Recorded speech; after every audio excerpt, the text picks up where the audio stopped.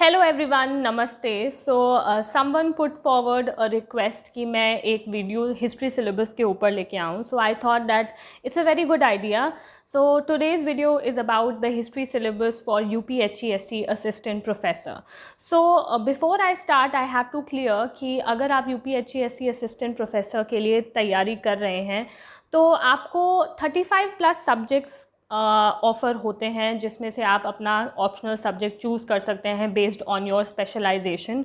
पर यहाँ पे एक बात जो ध्यान में रखने के लिए वो ये है कि हिस्ट्री से रिलेटेड UPHESC 2 सब्जेक्ट ऑफ़र करता है।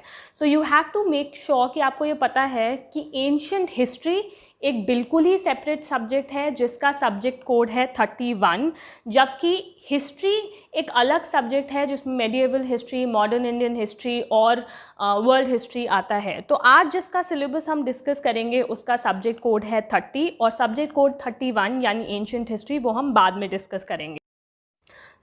जैसा कि आप लोग देख सकते हैं, ये UPHESC का हिस्ट्री सिलेबस है जिसका सब्जेक्ट कोड है 30 और इसमें medieval Indian history, modern Indian history और वर्ल्ड हिस्ट्री से रिलेटेड क्वेश्चंस आते हैं। ओके, तो इस पूरे सिलेबस में बेसिकली 8 यूनिट्स हैं और हर यूनिट में से मिनिमम 6 क्वेश्चंस तो पूछे जाने कंपलसरी हैं, यानी कि हर एक यूनिट में से 6 क्वेश्चन तो आने ही आने हैं। तो आइए एक एक करके 8 यूनिट्स देख लेते हैं। तो फर्स्ट यूनिट है मेडिएवल इंडियन हिस्ट्री में। तो इसमें भी काफ़ी सारे सब डिविजन्स हैं, जैसे कि पहला सब डिविज़न है सोर्सेज मतलब कि आपको मेडिएवल इंडियन हिस्ट्री के बारे में कहाँ कहाँ से पता चलता है, जैसे कि किताबें, आर्किटेक्चरल मास्टरपीसेस। सो इनसे आपको मेडिएवल इंडियन हिस्ट्री के बारे में क्या क्या जानकारी मिलती है, तो इसके बारे में ये पहला यूनिट है। सो सोर्सेज के ऊपर एक्चुअली मैंने हिस्ट्री की एक वीडियो ऑलरेडी बनाई हुई है जिसमें MCQs मैंने डाले हुए हैं और उसमें UGC नेट में से भी कैसे कैसे क्वेश्चंस पूछे गए हैं मैंने वैसे क्वेश्चंस भी डाले हैं। अगर आपको इंटरेस्ट हो तो आप पहले वो वीडियो जाके भी देख सकते हैं। सेकंड सब डिवीज़न है पॉलिटिकल डेवलपमेंट्स का। तो इसमें बेसिकली हर एक डायनेस्टी जो इंडिया में रूल करी है मेडिएवल इंडियन हिस्ट्री में, चाहे वो दिल्ली सल्तनत हो या फिर मुग़ल एम्पायर हो या फिर विजयनगर एम्पायर हो, सो सारी इंपॉर्टेंट डायनेस्टीज़ के बारे में इस यूनिट में पढ़ा जाएगा।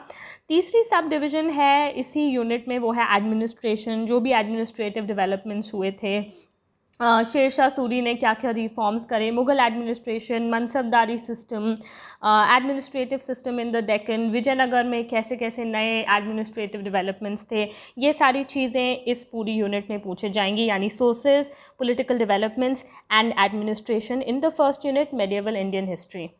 यही सेम इन्फॉर्मेशन यहाँ हिंदी में दी हुई है, यानी मध्यकालीन भारतीय इतिहास। इसमें स्रोत है, राजनीतिक विकास है और प्रशासन है। अगर आप हिंदी में ज़्यादा कंफर्टेबल हैं तो आप वीडियो पॉज करके हिंदी सिलेबस को यहाँ से पढ़ सकते हैं।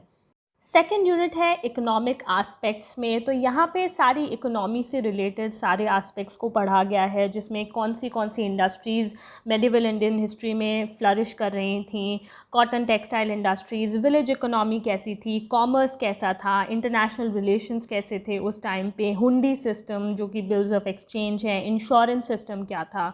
उसके साथ साथ इस यूनिट में सोशियो रिलीजियस मूवमेंट्स भी इन्वॉल्व हैं, जिसमें भक्ति और सूफ़ी मूवमेंट जो उस टाइम पे बहुत ही बड़ा डेवलपमेंट था रिलीजियस फील्ड में, उसके बारे में पढ़ा गया है।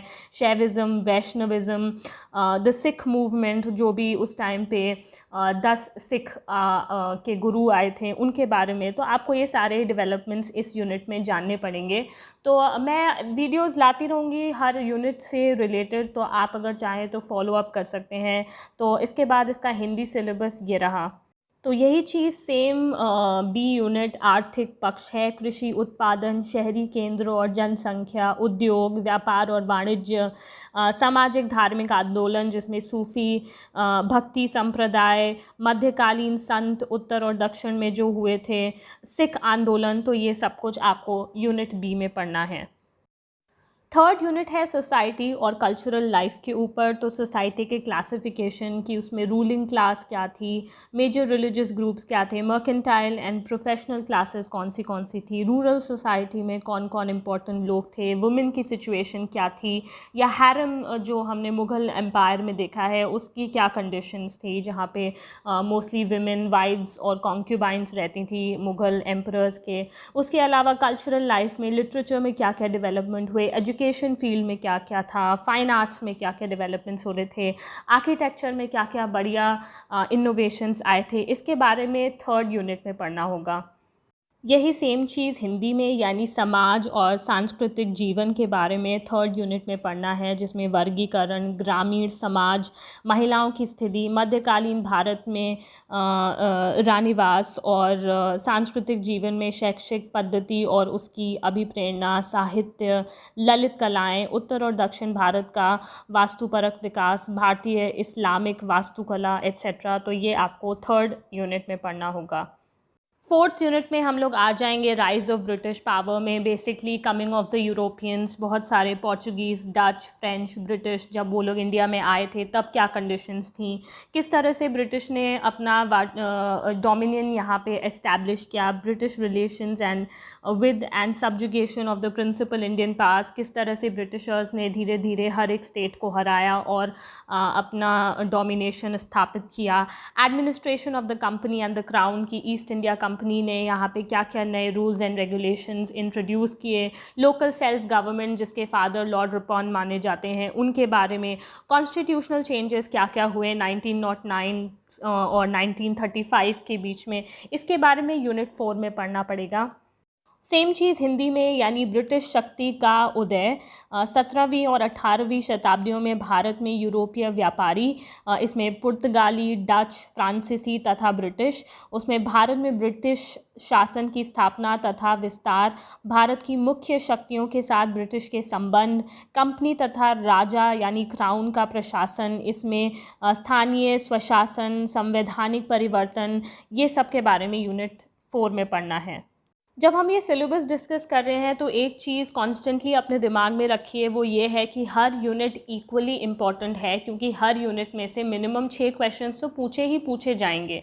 तो ऐसा नहीं है कि आप किसी यूनिट को बहुत ज़्यादा ध्यान दें और किसी यूनिट को बिल्कुल ही छोड़ दें, क्योंकि हर यूनिट में से जब 6 क्वेश्चन आ रहे हैं तो कोई भी यूनिट ना ज़्यादा इम्पॉर्टेंट है ना कम इम्पॉर्टेंट है, सब ही एक तरह से इक्वली इम्पॉर्टेंट हैं। हाँ, तो अब यूनिट 5 है इकोनॉमिक हिस्ट्री के बारे में। तो जब ब्रिटिशर्स ने अपने आप को यहाँ पे एस्टैब्लिश कर लिया था, उसके बाद उन्होंने इकोनॉमी में क्या क्या परिवर्तन लाए, यानी कि changing composition, volume and direction of trade, इसमें लैंड राइट्स भी आ जाएंगी, जैसे कि लैंड सेटलमेंट्स जिसमें परमानेंट सेटलमेंट और महलवाड़ी सेटलमेंट, रैयतवाड़ी सेटलमेंट्स, इन सब के बारे में आपको पढ़ना होगा। डिक्लाइन ऑफ इंडस्ट्रीज़, आपको पता ही है कि ब्रिटिशर्स के आने के बाद इंडिया की हैंडीक्राफ्ट इंडस्ट्री पूरी तरह से तबाह हो गई थी, तो आपको इसके बारे में पढ़ना है। ब्रिटिशर्स की इंडस्ट्रियल पॉलिसी क्या थी, उन्होंने monetary policy, banking, currency exchange, Railways, यहाँ पे क्या क्या चीज़ें नई इंट्रोड्यूस की, growth of new urban centres, नए नए सिटीज़ डेवलप होने लगे, टाउन प्लानिंग, नया आर्किटेक्चर लाया गया, इकोनॉमिक थॉट क्या क्या थे ब्रिटिशर्स के हर काम के पीछे, गवर्नेंस पॉलिसी क्या थी, तो ये आपको इस 5th यूनिट में पढ़ना पड़ेगा। यही सेम चीज़ हिंदी में यानी कि आर्थिक इतिहास, जिसमें व्यापार का बदलता हुआ संगठन, उद्योगों का पतन, औद्योगिकी नीति, मौद्रिक नीति, बैंकिंग, मुद्रा तथा विनिमय, रेलवे तथा सड़क परिवहन, नए शहरी केंद्रों का विकास, शहर आयोजन, इस तरीके की सारी चीज़ें इस यूनिट में हैं, तो आपको ये सब कुछ डिटेल में पढ़ना पड़ेगा। अब छठी यूनिट जिसमें इंडियन सोसाइटी इन ट्रांजिशन के बारे में है, तो यहाँ पे ब्रिटिशर्स ने काफ़ी सारी पॉजिटिव चीज़ें भी इंट्रोड्यूस करी थी, जैसे कि न्यू एजुकेशन पॉलिसी वो यहाँ पे लाए थे, जहाँ पे उन्होंने मॉडर्न साइंस को डेवलप करने के इनिशिएटिव्स लिए। उसके अलावा Indian initiatives in education, Indians ने खुद क्या एजुकेशन के लिए इनिशिएटिव्स लिए, क्रिश्चियनिटी के साथ किस तरह से हमारा कॉन्टैक्ट बना, किस तरह से इस रिलीजन ने इंडिया को प्रभावित करा, राजा राम मोहन रॉय जैसे religious reformers, socio religious reformers के बारे में आपको पढ़ना होगा। विमेंस के क्या क्वेश्चन यहाँ पे उत्पन्न हुए, जहाँ पे nationalist discourse, women's organisation, britishers के क्या लेजिस्लेशंस आए विमेन के लिए, जैसे कि सती प्रथा को बैन कर दिया गया था, इन सब के बारे में आपको पढ़ना है। प्रिंटिंग प्रेस में क्या क्या डेवलपमेंट आए, आपको पता है यूरोपियंस के आने के बाद ही प्रिंटिंग प्रेस इंडिया में इंट्रोड्यूस हुआ था, तो इसके बारे में हमें पढ़ना है। Modernisation of Indian language and literary forms, तो यहाँ पे लिटरेचर जैसे इंडिया में लिखा जाता था उसमें भी बहुत सारा परिवर्तन आया, तो इसके बारे में यहाँ पे पढ़ना है। यही सेम चीज़ हिंदी में, यानी कि संक्रमणाधीन भारतीय समाज, तो इसको भी आप डिटेल में पढ़ सकते हैं वीडियो को पॉज करके। इसमें सेम चीज़ है, ईसाई धर्म से संपर्क, नई शिक्षा, सरकारी नीति, राजा राम मोहन रॉय, महिलाओं का प्रश्न, प्रिंटिंग प्रेस, भारतीय भाषाओं तथा साहित्यिक रूपों का आधुनिकीकरण। तो ये आप लोग पढ़ सकते हैं।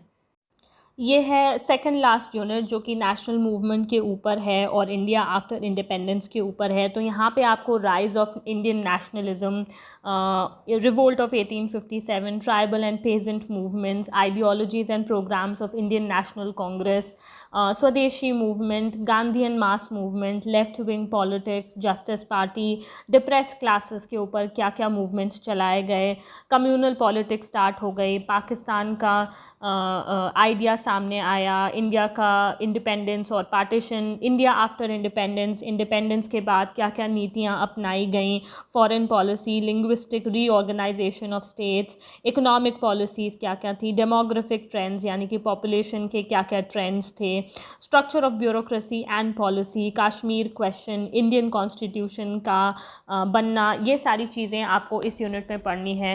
बेसिकली ये यूनिट इस पूरे सिलेबस की सबसे बड़ी यूनिट है, क्योंकि इसमें पूरी की पूरी इंडियन मॉडर्न हिस्ट्री आ जाती है और उसके बाद भी इंडियन इंडिपेंडेंस के बाद की भी यहाँ पे बात करते हैं। तो ये बहुत बड़ी यूनिट है। यही सेम चीज़ हिंदी में, यानी कि राष्ट्रीय आंदोलन, भारत की स्वतंत्रता के बाद क्या स्थितियाँ थीं, ये सारी चीज़ें इस यूनिट में आती हैं। तो आपको ये बहुत डिटेल में पढ़नी पड़ेंगी, क्योंकि इसमें बहुत सारी चीज़ें हैं और बहुत सारे फैक्ट्स हैं। तो मेरे ख्याल से ये पूरे सिलेबस की सबसे डिफ़िकल्ट यूनिट मानी जा सकती है, just because of the fact, क्योंकि इसमें बहुत सारी चीज़ें हैं पढ़ने के लिए, इसीलिए।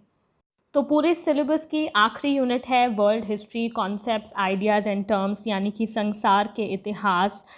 उसमें आ जाता है feudalism, non alignment, parliamentary democracy, Nazism, commonwealth, imperialism, socialism, balance of power, apartheid, rights of man, cold war, post modernism.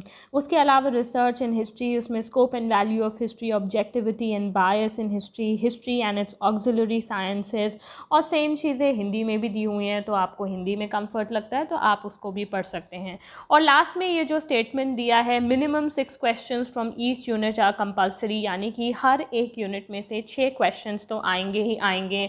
तो ये बार बार मैं याद दिला देती हूँ ताकि आपके ध्यान में ये रहे कि हर यूनिट इक्वली इम्पॉर्टेंट है। कोई भी यूनिट कम ज़रूरी या ज़्यादा ज़रूरी नहीं, बल्कि सारी ही यूनिट्स बहुत ज़्यादा ज़रूरी हैं आपकी प्रिपरेशन के लिए। तो आज के लिए बस इतना ही।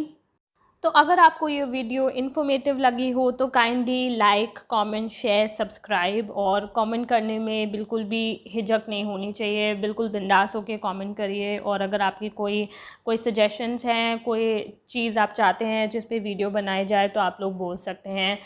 तब तक के लिए stay healthy, stay safe and have fun and keep studying. Bye bye.